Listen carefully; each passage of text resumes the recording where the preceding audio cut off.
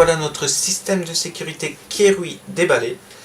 Donc il est très bien fourni pour ce prix. C'est un très bon point déjà pour lui, avec une caméra de sécurité Wi-Fi. Quand vous savez déjà le prix d'une caméra de sécurité et vous voyez le prix du pack, vous comprenez que c'est une très bonne affaire. Donc on a tout d'abord la centrale où tous les accessoires sont reliés.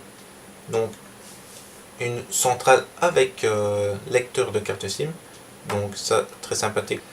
Une prise jack pour relier une sirène externe parce que celle intégrée ne marche pas très bien. Un câble d'alimentation avec sa prise et le câble d'alimentation fourni directement avec un bouton on-off, et on apprendra comment configurer ça après. Un détecteur de mouvement qui marche sur une bille rotative, donc vous pouvez l'orienter dans tous les sens que vous voulez, donc c'est encore un très bon point. Les vis de forage sont fournis avec, donc encore un très bon point. Ici on a un capteur de porte et fenêtre, donc vous en mettez un d'un côté de la porte ou de la fenêtre et l'autre de l'autre côté. Dès qu'ils ne sont plus ensemble, qu'il n'y a plus de réaction magnétique, bon, ça se déclenche. On a aussi deux télécommandes quand vous êtes à proximité et deux autres télécommandes pour extérieur pour attacher à votre porte-clés, avec un clapet qui s'ouvre et qui se referme et une antenne. Donc c'est pour pouvoir l'activer à distance. La caméra de sécurité et ses antennes. Donc il y a un port, je ne sais pas si vous voyez bien, un port de mini carte SD pour enregistrer tout ce qui se passe, un port Ethernet et son alimentation qui est fournie avec, ainsi que le système d'attache et les vis. Le pack est aussi fourni avec ses notices d'utilisation, une pour la caméra très simple à configurer et une pour la centrale Kerui, et ça c'est un petit peu compliqué. Déjà elle n'est qu'en anglais, je vous donnerai un lien dans la description pour avoir la notice en français, mais même la notice en français est assez complexe et pas très bien traduite, pas très bien détaillée, donc j'essaierai de vous expliquer au mieux comment l'activer. Voilà, on passe tout de suite à la configuration de tout ça. Et voilà donc notre centrale. Commençons déjà par un bon point. Regardez, notre centrale est allumée, elle est bien branchée, mais un des points forts c'est que voilà, si je la débranche elle fonctionne toujours. Donc ça c'est déjà un point fort que toutes les centrales n'ont pas. Donc pour les menus, nous avons 8 menus différents. Donc configuration de numéro, ça c'est pour tout ce qui est appel via carte SIM, donc les numéros que vous voulez appeler pour telle ou telle zone, numéro de secours, le numéro pour les SMS, pour les appels vocaux. C'est assez simple à configurer. Donc voilà. Ajout d'accessoires, ça on en reviendra, c'est pour ajouter les télécommandes et tout autre accessoire. Les paramètres généraux, donc les délais, ça c'est pour si vous voulez que l'alarme se déclenche tout de suite ou s'il y a un délai dès qu'il y a une infraction. Les délais également d'activation de l'alarme, donc quand vous appuyez sur l'activation, combien de temps elle met avant de s'activer. Paramètres de mot de passe, ça je vous conseille de le faire, donc c'est pour verrouiller le clavier de l'alarme, pour pas que si un voleur rentre chez vous, il est qu'à appuyer sur le bouton déverrouiller pour qu'il se déverrouille, mais qui est bien un mot de passe. Donc choisir verrouiller clavier on et choisir votre mot de passe. Paramètre voix, c'est la paramètre de la centrale. Paramètre sirène, c'est le volume de la sirène. Paramètre téléphone et SMS, ça parle de lui-même.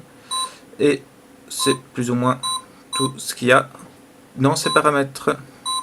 Enregistrement message, ça j'ai pas vraiment réussi à le configurer. C'est pour si vous souhaitez que la centrale appelle les secours directement, enregistrer un message prédéfini. Mais ça je vous avoue qu'après avoir cherché un moment, j'ai pas vraiment réussi à l'utiliser. Les paramètres de zone, alors ça c'était un truc vraiment compliqué, mais j'ai réussi à le programmer, donc je vous en parlerai dans une autre vidéo. Paramètres de l'heure, ça c'est rien de spécial, date et heure. L'historique, donc ça c'est tout l'historique. Donc si vous êtes parti et que vous n'avez pas de carte SIM à l'intérieur, c'est pour voir si elle s'est déclenchée à telle ou telle heure. Les informations du système, donc la version et le numéro de série. Voilà, on va passer tout de suite à la programmation des accessoires. Donc pour les accessoires, c'est très simple. Il suffit de vous rendre dans Ajout accessoires. Par exemple, l'ajout d'une télécommande. Vous entrez le nombre des télécommandes. Donc là, je vais noter le nombre 1. Voilà. Pour la programmer, il suffit juste d'appuyer sur un des boutons. Ajouter avec succès. Et elle a bien été ajoutée avec succès. C'est pareil pour les télécommandes sans fil et qui vont plus à distance. Je le programme dans le numéro 2. Il suffit aussi d'appuyer sur le bouton. Sur le bouton de télécommande aussi. Là, elle me dit que j'ai deux télécommandes pour ma zone 2. C'est aussi simple que ça. Pour ce qui est des éléments comme les capteurs de mouvement ou infraction de fenêtre ou de porte, vous allez dans Ajout télécommande. Vous notez par exemple le numéro 1. La zone donc de votre détecteur de mouvement, ce sera la zone numéro 1 pour les paramètres après. Donc il me suffit de l'allumer. Et voilà. Ça a bien été ajouté avec succès. Donc maintenant, pour les détecteurs de mouvement aussi, je vous conseille de mettre une zone différente sur tous les éléments. Donc, je vous explique. Là, je vais choisir la zone 2. Donc, pour l'ajout des capteurs magnétiques, c'est simple. Il suffit, après avoir choisi la zone, vous le tenez contre et vous le séparez jusqu'à ce que... Vous voyez, il y a une petite LED rouge qui s'allume, donc une fois qu'elle s'allume et que vous avez le message, c'est que le capteur a bien été ajouté. Donc je vous conseille vraiment que chaque capteur, vous le choisissiez une zone séparée pour que quand on vous envoie un SMS d'une infraction, il vous dise bien la zone où elle s'est produite. Il ne nous reste plus qu'à vérifier que tout est bien été configuré. Donc là, comme vous pouvez le voir, la LED s'allume du détecteur de mouvement et du capteur magnétique, mais l'alarme ne se déclenche pas. C'est parce que elle est actuellement sur désarmé. Donc il vous suffit juste d'appuyer sur le bouton ici d'alarme. Voilà. Donc là, notre centrale est bien armée. Donc nous allons voir si elle fonctionne bien. Détecteur de mouvement. Voilà. Instantanément, elle découvre. Voilà. Instantanément, dès que le détecteur de mouvement a capté un mouvement, il l'envoie directement à la centrale qui se met à sonner. Comme vous avez pu le voir, la sonnerie est très faible, donc c'est pourquoi je vous conseille d'acheter une sirène externe. Je vais vous en mettre une en description, celle que j'ai choisie, et celle-ci va bien éloigner les malfrats. Donc on va tester si les capteurs magnétiques vont bien également. Voilà. Je réarme l'alarme.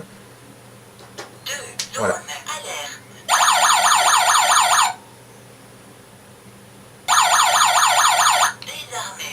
Comme vous avez pu le voir, il m'a dit 2 zones pour ce capteur-ci et 1 zone pour celui-là. C'est parce que en les assignant, j'ai choisi le numéro 1 pour celui-là et le numéro 2 pour celui-là. Essayez de mettre des capteurs par zone. Donc par exemple, porte d'entrée, ce sera numéro 1, porte, enfin toutes des pièces différentes pour que vous puissiez savoir d'où l'alarme vient. Pour l'utilisation de la caméra, il vous suffit de vous rendre sur votre store et de télécharger l'application YouSee. Une fois à l'intérieur de cette application, il vous suffit simplement d'ajouter un nouvel appareil. Vous choisissez votre mode de connexion, par exemple SmartLink. Vous devez vous connecter avec votre smartphone sur une connexion en 2.4G. Donc les appareils ne supportent pas la 5G Wi-Fi. Donc connectez-vous bien sur un appareil 2,4G. Donc n'oubliez pas, avant toute manipulation, il faut faire un reset de la caméra. Donc avec un petit cure-dent, vous restez appuyé 5 secondes sur la caméra. Et ensuite, une fois que vous avez configuré tout ça, il vous suffit de vous rendre sur votre caméra. Et là, vous pouvez parler à l'intérieur, vous pouvez écouter et vous pouvez également bouger la caméra. Ce qui sont des paramètres de cette caméra, nous avons encore là des choses très intéressantes, notamment la possibilité d'ajouter des capteurs. Malgré que la caméra ne soit pas de la même marque que les autres accessoires, nous pouvons associer tous les accessoires que vous avez vus jusqu'à présent, notamment des télécommandes, des capteurs. Donc c'est-à-dire que dès qu'un capteur détectera une infraction, la caméra se mettra en route et enregistrera sur la carte SD et prendra des photos de l'infraction.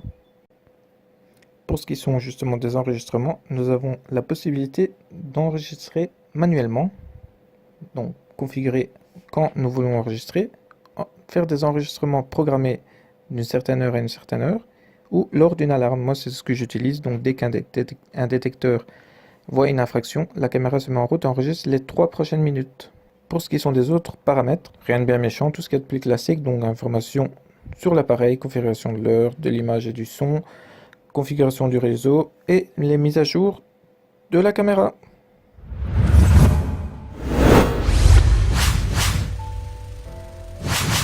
Et voilà pour ce qui était du test de ce Kerui G18.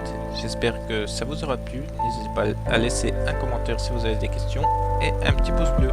N'hésitez pas également à rejoindre la page Facebook iTest, les tests high-tech. Merci à tous et à bientôt.